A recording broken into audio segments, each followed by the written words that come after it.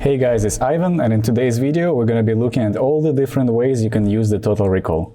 So first of all, what is total recall? Total recall is an extremely flexible module useful for both utility purposes, parameter sequencing, and macro control for live performance applications. You'll find a use for it in pretty much any patch you can imagine, and today we'll show you exactly how you can access all of these features. The first function we're going to be looking at is offset generation on the three outputs. This can be done from either 0 to 5 volts in the unipolar setting, or from -5 to +5 volts on the bipolar setting. The three onboard potentiometers over here are used to set the value. So for example, if we're in bipolar mode, the middle position is 0, maximum to the right is +5 volts, and here -5 volts.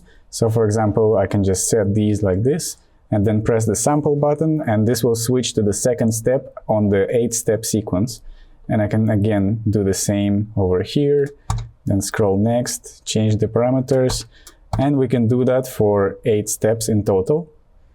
And once these steps have been created, we can sequence them using the CV input on the macro CV trig. Now let's see how you can utilize this parameter sequencing feature to modulate the FURTHRRRR generator. So first of all, let's take a waveform, plug it into SQUAWK Dirty over here. So just so we hear it. Pretty simple waveform. Now we're gonna take 3 outputs from the total recall and wire them to different inputs on the FURTHRRRR generator. So for example, 1 volt and the wave folder. Next, we're going to connect the track 1 output from the running order, which is running a Euclidean sequence, over here. So now we can step through the inputs and we can hear the result.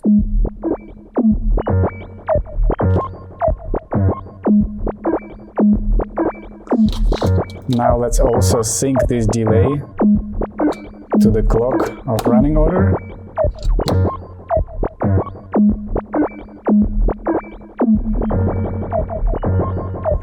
And we can also adjust the values on the fly, and they will be recorded into the sequence.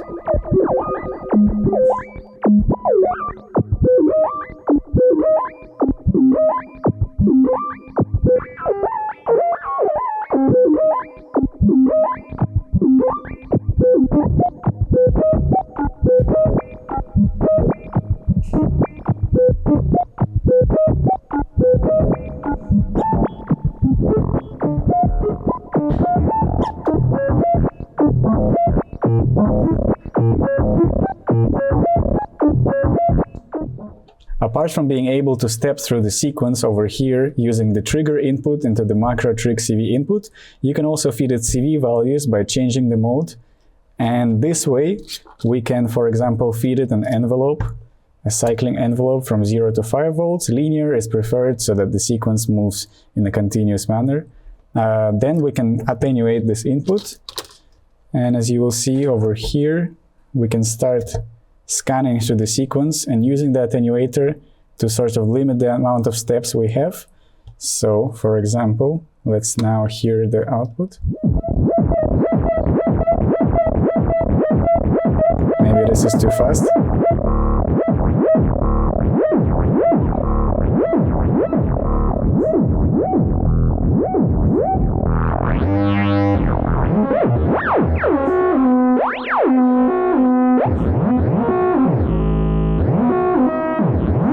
We can also turn off the smooth.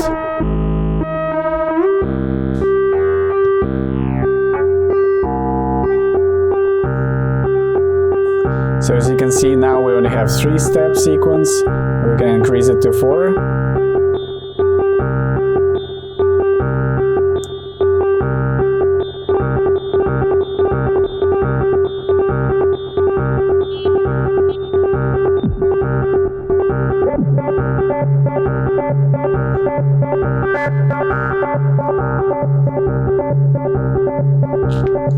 Let's now also send an envelope to control the filter. So we have more of a sequence going.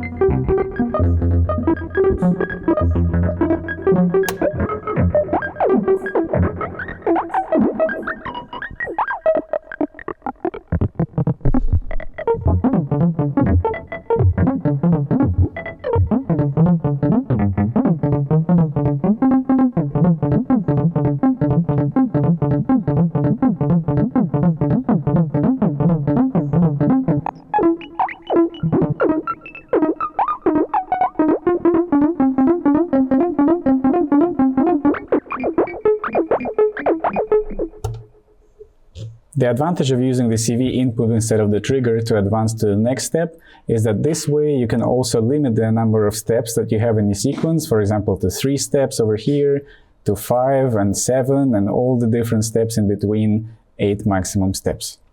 And this leads us on to the next feature of the total recall and its ability to attenuate or attennuvert external CV inputs and output them over corresponding CV outputs. So as you can see over here, we have an LFO from 0 to 5 volts going into the first CV input over here. And as you can see, if I open this potentiometer, we'll see the same LFO as we have over here light up with the blue LED.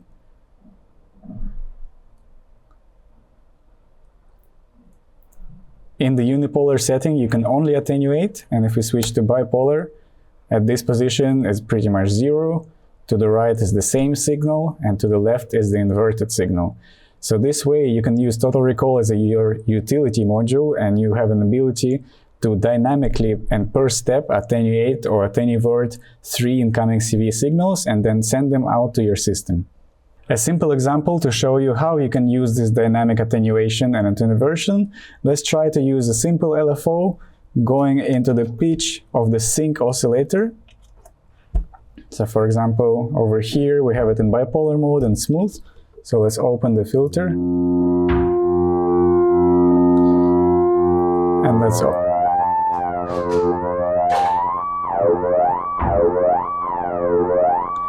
And then by switching to a different step, we're going to be setting different amounts, and you'll hear how this affects the pitch of this oscillator.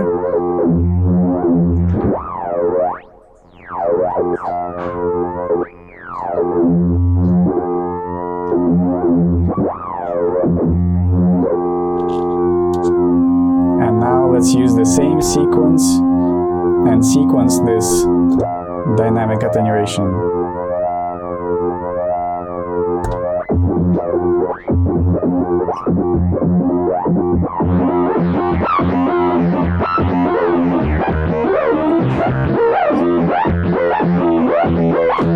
And at the same time, we can just use it as an offset generator and plug it over here.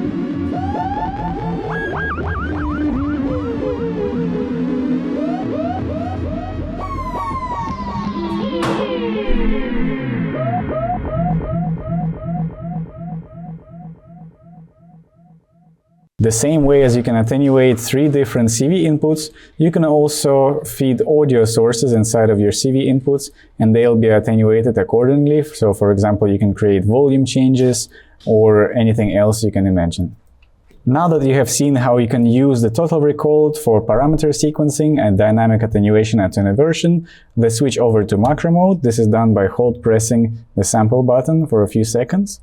And as you will see, now the force LED is lit up, which means that now we are in a macro setting. And what macro mode does is that you have 3 CV outputs. You can set minimum and maximum control, and you have the general macro knob that will transition from the minimum value to the maximum value. For example, to set the minimum value for CV output 1, all we have to do is navigate with the LED to CV output 1. Then we use the minimum value to set the minimum, for example 0, and maximum is going to be over here. So now our third knob, which is our general macro control for all 3 CV outputs, can transition and smoothly morph between the values, like so. And for example, we can set the second one to have a minimum of plus 5 volts and maximum of minus 5. So now, as you will see, they're going into an opposite phase. And let's do the same for CV output 3. So for example, maybe we want minimum to be around 0 and maximum plus 5. So as you will see, it's changing exactly how we have set it up. Although we don't really have any drum modules or general big voices inside of the system, I will still show you how you can use the macro control to dynamically change the sound completely. So for example, we have this waveform over here coming from the FURTHRRRR generator, and what I would like to do is with the first output set it to be at minimum at 0, maximum plus 5. So if we transition, I'll plug it into high pass filter, then turn on this attenuator. So as you can see, I can just cut the sound with the high pass filter. Next, what I would like to do is send value to 1 volt per octave. This way, let's change it to number 2. Let's turn this off for a second. Minimum will be below 0 and maximum somewhere around 2.5 volts. So as I'm cutting the sound, you will also hear a transition by using the sync. So for example, let's change a little bit the maximum value for the high pass filter so it doesn't go so high.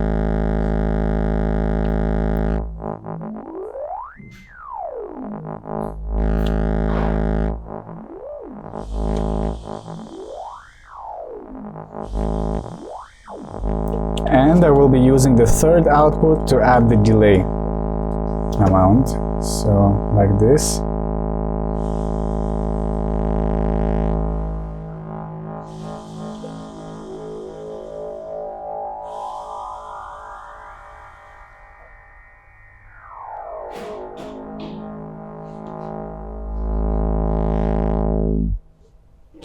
Similarly to how you can use the CV and trig input for the macro input on the other modes, in the macro mode it works in the same way. So for example, if I just want to transition like this with CV, all you have to do is just plug 0 to 5 volt LFO, as you can see over here, in here.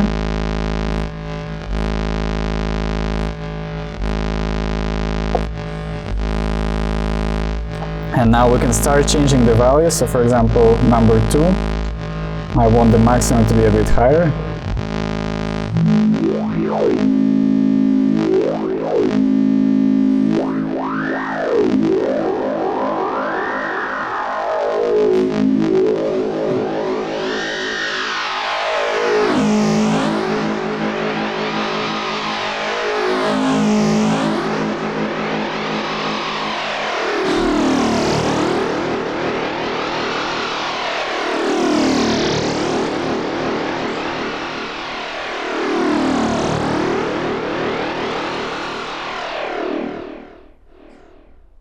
So as you can see, this function allows you to generate 3 different control voltages from one control voltage source. Although macro mode is a really nice performance feature that can also expand your CV sources, it can do a lot more than output just CV values.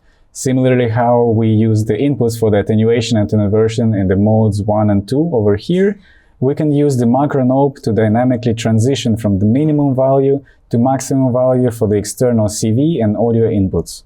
This way, macro knob becomes your global attenuation or attenuversion, or generally speaking, a transition function. Since the morph function or the macro knob is fully continuous, you can think of this mode for external CV inputs as your 3-channel VCA or polarizer. And if you feed audio rate signals into the macro knob, you can technically use this as your audio rate VCA or ring modulator. By using the ring modulator functionality, you can completely bend very static LFOs. For example, in this case, we will show you how you can change or completely disintegrate a 0 to 5 simple linear LFO. Or you can also feed it audio sources and add different tonal characteristics by using the ring modulation. To make the example clear, let's try to modulate the pitch of the first oscillator over here with an LFO. And we'll see how we can mess up the LFO to bring more interesting modulation shapes. As you hear, this is pretty basic sine wave. Let's maybe try a saw wave. Now we'll try to feed -5 to 5 volt LFO over here. And let's set the macro knob to maximum position, then switch to configuration of CV output 1 and set the minimum value to be around 0, and maximum can either be really high, which is the full range of this LFO, or we can turn it down. This way you can create a vibrato.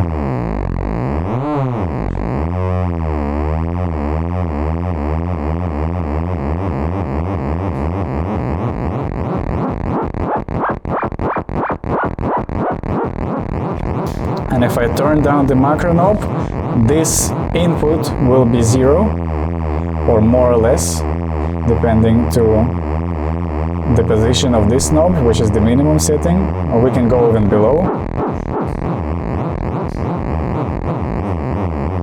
Let's set the maximum to be a bit higher.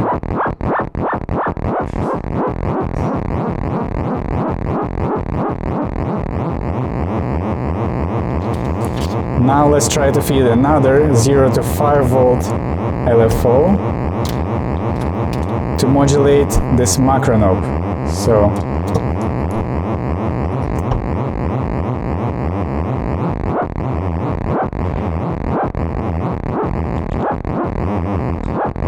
as you can hear, we no longer have a simple LFO, as it's being dynamically attenuated, attenuverted on the fly.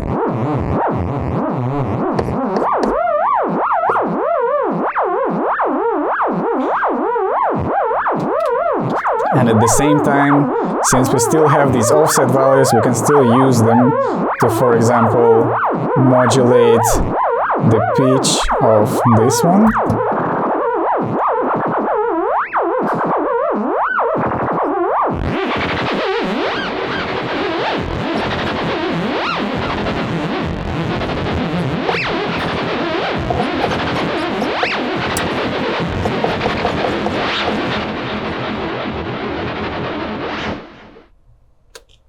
Just to recap the macro functionality for the external CV sources or audio sources, the way it works is you have 3 CV inputs, and those CV inputs are going to be controlled or dynamically attenuated, attenuverted using the macro knob, but also the range of the outputs depends on the minimum and maximum position of the 2 potentiometers over here.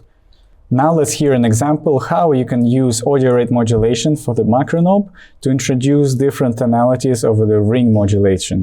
So for example, over here we'll set this envelope to go audio rate, and since this module doesn't have any ring mode, unlike the FURTHRRRR generator over here, this is perfect for this example. So we're feeding a -5 to 5+ volt over here. Then we take it out from the master output 1. Let's set it over here. So now we just hear a simple tone. Let's again, on the first output, as you can see, we can switch over here. The minimum value is going to be -5 and the maximum is going to be +5. So now I can transition in both directions by either going to positive or inverting the waveform, and if you go and do this very fast, you will hear audio rate ring mode modulation. To modulate the macro knob, we'll use another oscillator. Let's say we're going to take the sine wave from here and feed it over here.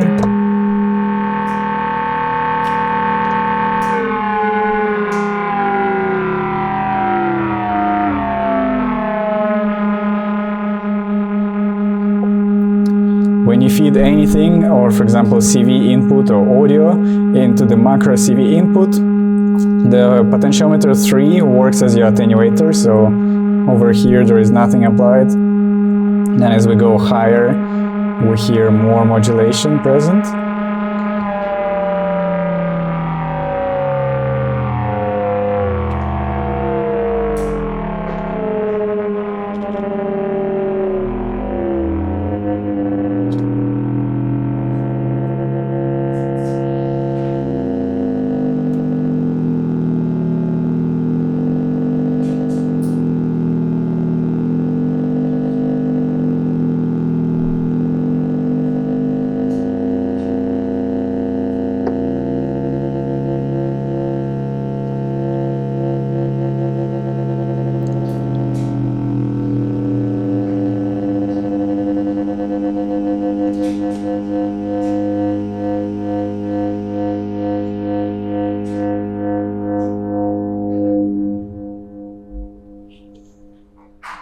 Being an effective companion both on stage and in the studio, music production or sound design, it is a must-have for anyone who is looking for a compact solution for utility or performance applications. So as you've just seen, it's not just a macro controller, and if you're not playing live all the time, doesn't mean that this module is completely useless to you. And there are many different ways you can utilize this in different patches, where you want to process your CV sources, or you want just a little sequencer or parameter locking or ring modulation. And as you can see, Total Recall can do all of this. And I hope you enjoyed this video. Let us know if you have any questions or confusions. We'll get back to you in the comments. And that's it for today. See you next time.